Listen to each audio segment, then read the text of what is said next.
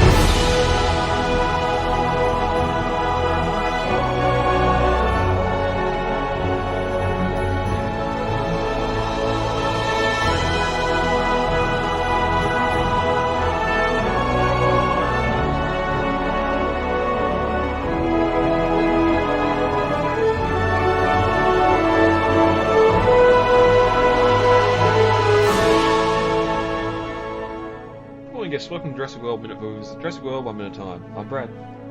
I'm Dave. And on this episode we're back to discuss Minute 109 of Jurassic World. Before we get to that, once again heading over to Jurassic-Pedia.com. Another article we probably already looked at back when we first went to Tyrannosaur Kingdom, but we got the article here for Tyrannosaurus Rex. Rexy herself. Yes, the original article. This is the one of the oldest articles on Pedia. This was, I think, article number 1 back on Jurassic Park Legacy, actually. Well, when you're gonna start a website and a encyclopedia, and that first entry is probably going to be the big one. That is Rexy. Mm-hmm. Well, this isn't Rexy specifically. This one is T-Rex in general, and we know that we've been expanding a lot of these articles. This is certainly no exception. So this is one where we originally had already had a hefty article with this animal, and it just got even bigger with much more in-depth discussion as we went on. Yeah, I've scrolled down, of course. Yes, we do have there on the sexual dimorphism, which brings in the Lost World parents and the baby as well there. I really want to see them come back somehow. The Tyrannosaur paddock, where she's been roaming after the fall of Jurassic World. So yeah, it is quite an extensive article covering the Tyrannosaurs from both Sauna and Nublar, so definitely one to have a good old read through. Mm-hmm. And remember, if something chases you, run. Alright, Dave, ready to get into Minute 109. I am. Alright, Minute 109, Jurassic World opens with Claire standing at the gate to Paddock 9 and ends with Claire running below the spinosaur skeleton. As the music starts to build, last minute, Larry slowly stood after being told to open Paddock 9 by Claire. And as we start Minute 109, Larry pushes the enter button, and with alarm, Paddock 9's gate slowly rises. I'm surprised it's so easy to open the gate. I know you have to type in a password to access gate controls and that, but you'd think maybe a couple of missile launch keys that two people have to turn at once. Because that Tyrannosaur gets out of that enclosure, and that is definitely a park-ending incident. Yeah.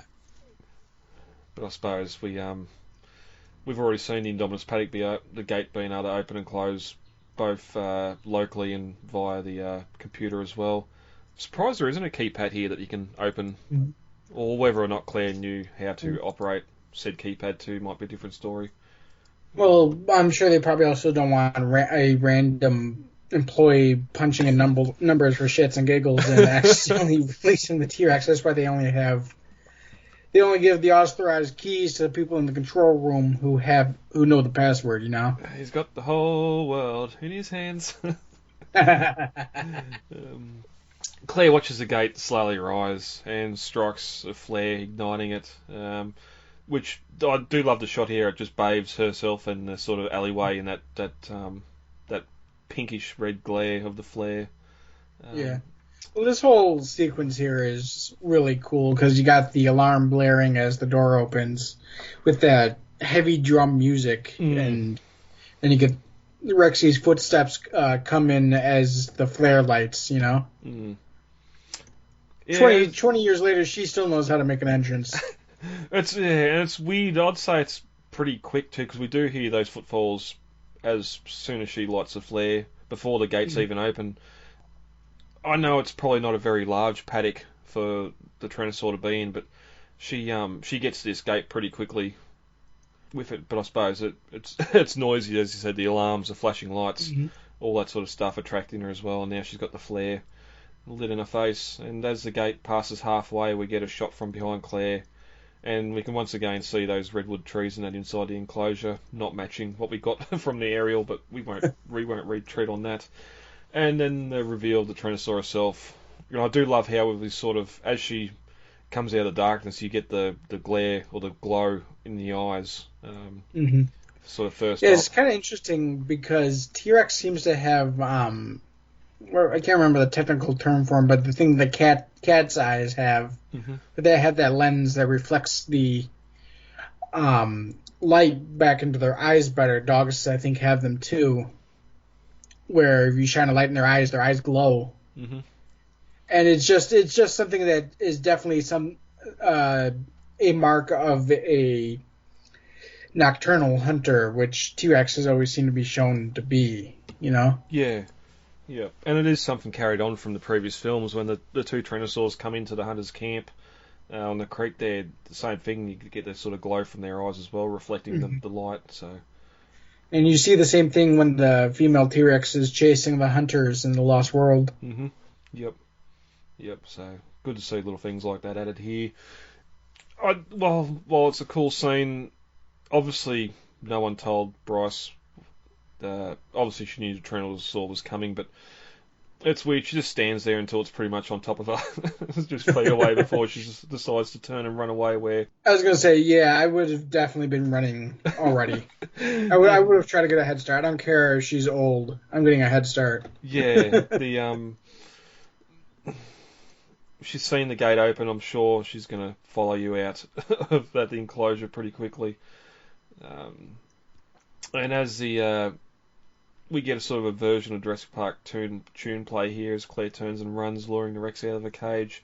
Rexy just bellows and gives chase. Obviously, the flare being the little thing back to Malcolm that this is why the Rex is chasing her, and not the fact that she's a tasty little morsel and wants to eat her.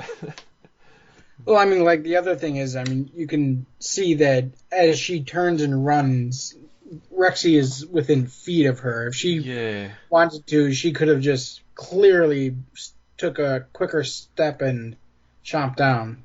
And we've seen her do that where she comes out of the trees, out of the forest to get the Gallimimus, and it stumbles, and then she's able to just make up that 6 to 8 feet distance where the Gallimimus stumbles and then stumbles again and grab it. So, yeah. Anyway, we won't look too hard at it. It is a great scene. I was gonna say, yeah, it's cool. The rule of cool is definitely playing a part in this. Unfortunately, something not as cool. Back in the booth on Main Street, we got the Indominus carefully clawing at Gray's fanny pack and manages to get one of those giant claws behind the belt and tries to pull him out. I can't remember how many ton they said the Indominus was, but this very strong animal that's been able to throw vehicles and people and everything around everywhere, and it can't pull Zach out by the fanny pack. Owen and Zach are holding him back, trying to hold him from being dragged out, but either the belt snaps, which it does eventually, or he's dragged out. We got the dark sort of theme, the music playing here, which sort of learns to maybe they might go dark here and actually have Gray dragged out and eaten, which I wouldn't have been opposed to, but especially at the end of the film here, we can't have everyone survive. Well, I mean, I know Gray is protected by the Spielberg shield where the kids don't die, but at the same time, we've seen the strength of the Indominus, and there is no way that if the Indominus wants to, she can't just yank him right out of their arms and swallow him in one swallow, you know? And the fact that she used the same claw to punch a hole in the gyrosphere, which that's probably the comparison there. She can do that yet here. Yeah. She's got him by the belt, and I get that Owen and Zach being able to hold him back is enough to hold him from being dragged out, but then you look at your next weakest point, which is the plastic clip on that fanny pack, and that's going to snap straight away. I've had those clips break just by dropping. So, yeah, I mean, those things are fragile as glass. Yeah. Yep. But luckily the belt does snap, and then we leave them again and cut back to ground level of the alleyway, and the scene that got a lot of people upset, frustrated, annoyed, however you want to do it. We get a shot of those heels running, splashing through a puddle as Claire's running along the alleyway back towards Main Street. And we pull back to see Claire running, that flare still in hand, and the Tyrannosaur's quite a little distance away, so not only has she been able to keep ahead of it, but not be eaten as well. Now, I remember I think we commented when the film came out, or I think it might have been the last time Jay was on. There was that article, a local in city here, where a police officer ran down someone that tried to mug her, or mug her friend, and she was in high heels, and it was quite easy to do. But I know a lot of people have had issues with Claire running in high heels here and being able to evade the Tyrannosaur for as long as she does. Don't forget the Tyrannosaur's in new, even though the paddock's right there, this is all new terrain to her, and she's probably not running at full speed after Claire when there's twists and turns of this alleyway, new smells. Well, not only that, but it's probably, considering the size of her paddock, this is probably her first time running in quite a long time, period. Yeah, the arthritis is in the knees. I can feel the pain. I mean, let's face it, her paddock is basically smaller than a football field, and that's, for an animal the size of a Tyrannosaurus, that's small. Yeah, exactly. But as the minute ends, we see the spinoskeleton appear, or the legs at least, and Claire runs between them, not needing to duck or anything as the Tyrannosaur enters Main Street, which is weird because in a lot of set photos and that, and even earlier when we had the big door here open, or the gates open with the Pteranodon scaring the people, the skeleton didn't look awfully large, yet here Claire's running straight between the legs of it without ducking, and we know from Colin, thank you, that this is the the Spinosaur from Sauna, so we'll wait and see how they work that one out with Camp Cretaceous. I think what we're going to be doing at this point is just acknowledging the fact that it was just kind of a stupid, Easter egg that the social media intern thought would be funny. Yeah. And it just kind of sucked. No, sorry, intern, but we're going to overwrite this one. Well, we'll get to that next minute. There's that intern was definitely cheering and yahooing in the cinema when Rexy bursts through it, but we'll get to that next minute. Over in the novel, the Tyrannosaur crashes through a dinosaur sculpture. It's not said to be the Spinosaur, but apart from that, pretty much happens exactly as we see on film. Dave, anything else to add to 109 before we get heavy for today? No, I think we're good. All right, lovely.